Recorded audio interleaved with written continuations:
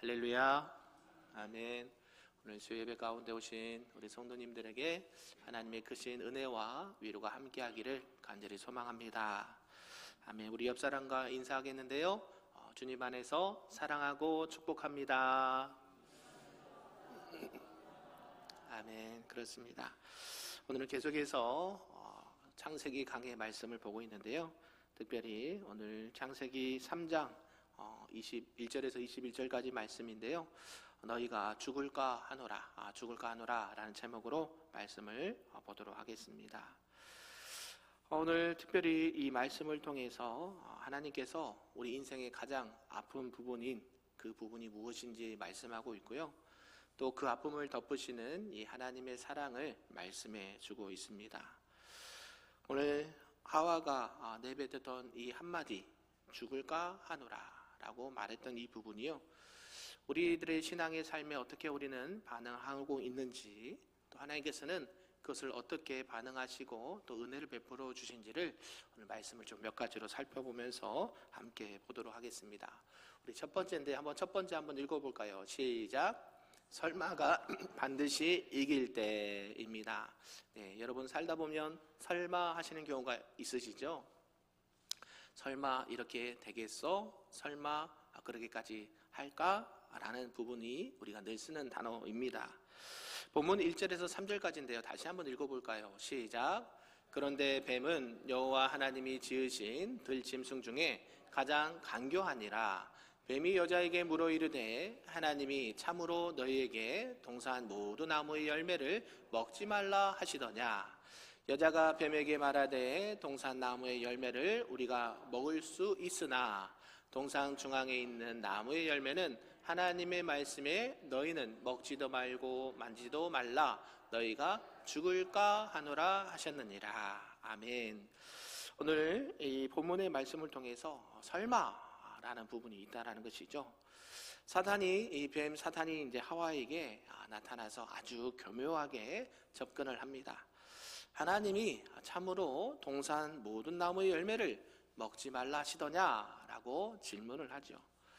근데 하와의 대답이 어떻게 대답이 나와야 됩니까? 하나님께서 먹지 말라 하셨습니다. 먹으면 반드시 정령 죽는다라고 이야기하셨습니다 라고 대답을 해야 되는데요, 그렇게 대답하지 않죠. 하나님의 말씀에 너희는 먹지도 말고 만지도 말라 너희가 죽을까 하노라 하셨느니라. 하나님께서는 반드시 죽는다라고 말씀하셨는데 너희가 죽을까 하노라 라고 살짝 틀어서 답변을 하죠. 하와가 놓친 게 무엇일까요? 창세기 2장 17절인데요. 제가 한번 찾아서 읽어드리겠습니다. 선악을 알게 하는 나무의 열매는 먹지 말라. 내가 먹는 날에는 반드시 죽으리라 하시니라. 아멘. 창세기 앞에 2장 17절에 보면 하나님께서 분명히 먹지 말라, 먹으면 죽는다, 그냥 죽는 게 아니라 반드시 죽는다, 꼭 죽는다, 정령 죽는다. 제가 설교할 때도 이렇게 여러 번 반복해서 말씀드렸을 거예요. 하나님은 그것을 먹지 말아라. 왜 먹지 말라고 했습니까? 하나님은 하나님과 우리들 사이에 무엇을 만드셨다 그랬어요? 경계선을 만드셨다. 경계선. 너희는 피조물이야. 너희는 이 땅의 왕이 아니야, 주인이 아니야. 이 땅의 주인은 누구시다?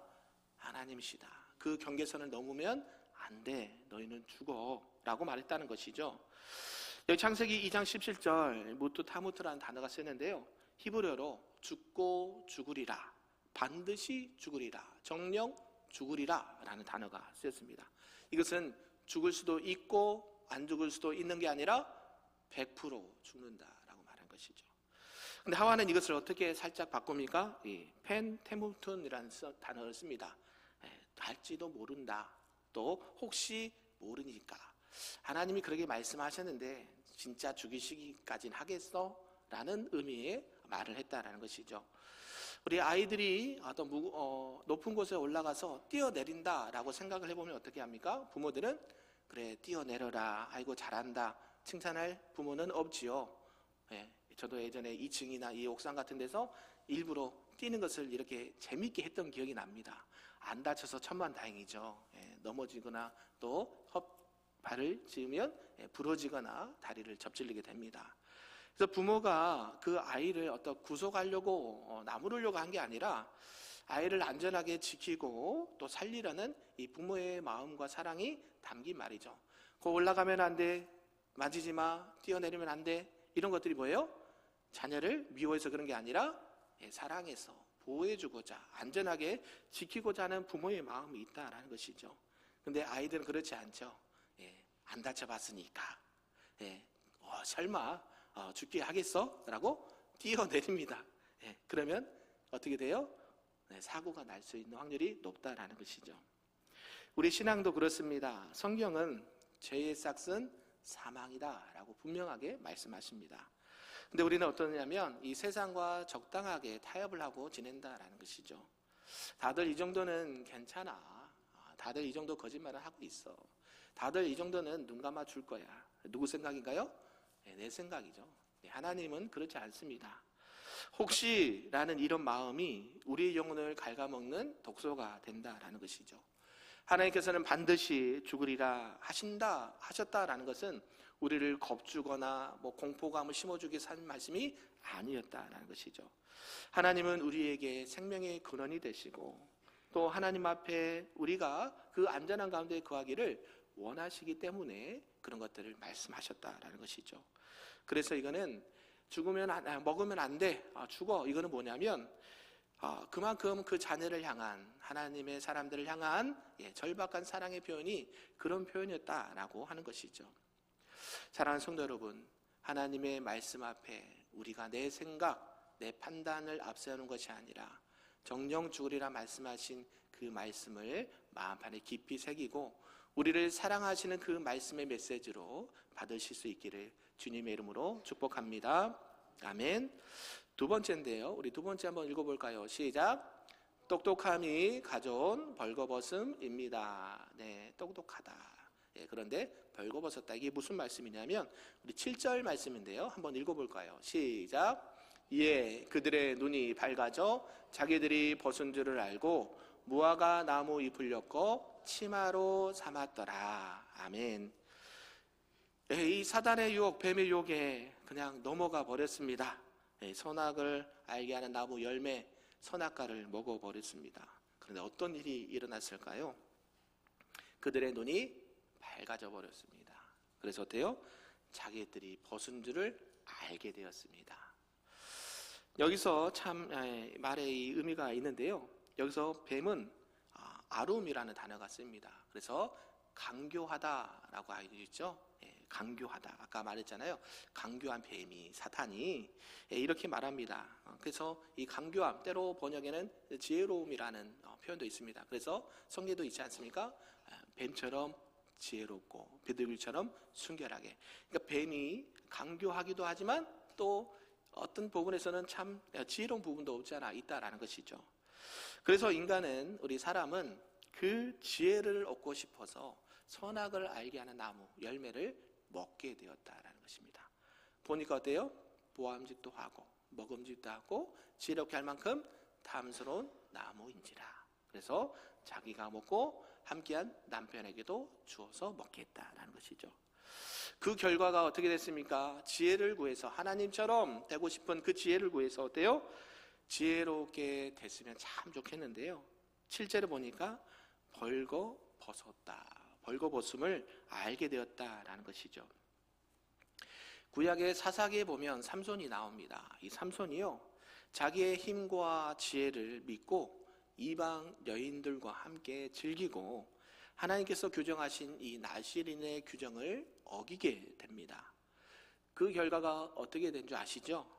머리카락이 좀 잘렸다고 내가 어떻게 힘이 빠지게 하겠어?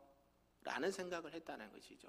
결국 지켜야 될 자신의 신앙의 나실인의 규정을 지키지 못했을 때에 어떤 결과가 나옵니까? 나중에는 두 눈이 뽑힌 채로 맷돌을 돌리는 이 A롱, 수치의 자리에 나가게 된다는 것이죠. 하나님을 알게 하는, 선악을 알게 하는 나무의 열매를 먹고 눈이 밝아져서 이제는 지혜롭게 된 게 아니라 뭘 발견하게 돼요? 벌거벗음, 수치를 알게 됐다라는 것이죠. 그래서 하나님이 찾으십니다. 아담아, 내가 어디 있느냐 물으실 때에 아담이 내가 벗었으므로 두려워하여 숨었나이다 라고 고백을 하는 것이죠. 예, 저기 설악산에 가면 이 한경직 목사님이 기념관이 있습니다. 거기 가면, 예, 거기도 있고 몇 군데가 있는데요. 거기 가면 딱 이 돌 그 비에 이렇게 돼 있어요. 내가 어디 있느냐. 예, 하나님이 찾으시는 것이죠. 예, 그만큼 하나님께서 이 벌거벗은 아담을 찾고 있습니다. 아담아, 내가 어디 있느냐 하고 물으시는데요. 벗었으므로 두려워하고 수치스러워서 숨었습니다 라고 고백을 하는 것입니다. 사랑하는 성도 여러분, 오늘 저와 여러분이 무언가에 눌려 있어서 하나님 앞에 나오기가 두렵고 수치스러운 부분이 있습니까? 그 수치심은 내가 하나님을 떠나 있다라는 증거가 되기도 하고, 동시에 하나님께서는 우리를 부르시는 사랑의 신호가 되는 줄로 믿습니다. 하나님께서 몰라서 부르신 게 아니죠. 하나님은 다 알고 계시면서도 일부러 우리 아담을 찾으시고 내가 어디 있느냐 하나님께서 그 사랑하는 아들을 부르신 줄로 믿습니다.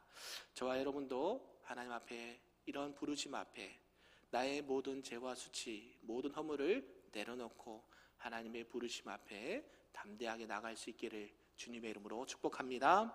아멘. 마지막 세 번째인데요. 한번 읽어볼까요? 시작. 무화과 잎을 가죽옷으로 덮으시는 은혜입니다. 아멘.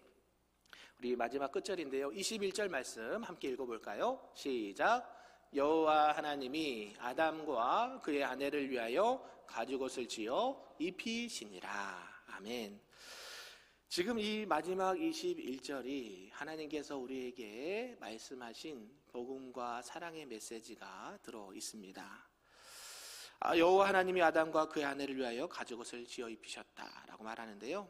예, 아담과 하와는 사람은 범죄한 이후에 스스로의 수치를 가리려고 어떤 것을 엮어 입었습니까?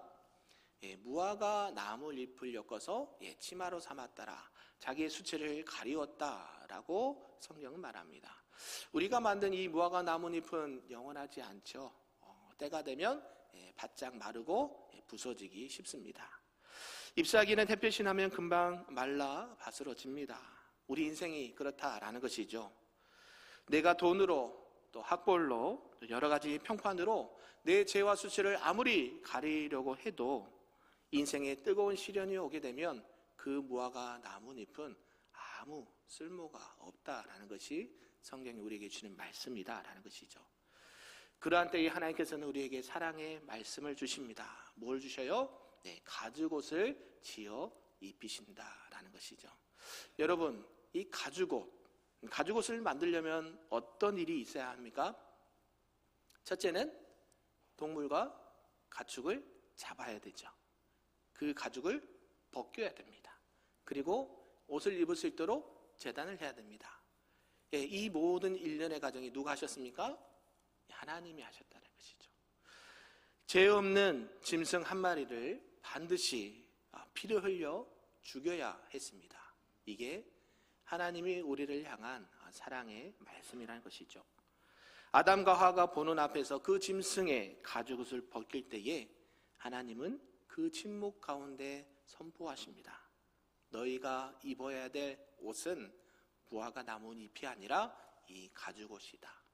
너희들이 죄로 인해서 죽어 마땅하지만 너희들을 대신해서 이 가축들이, 이 어린 양이 죽임을 당했다.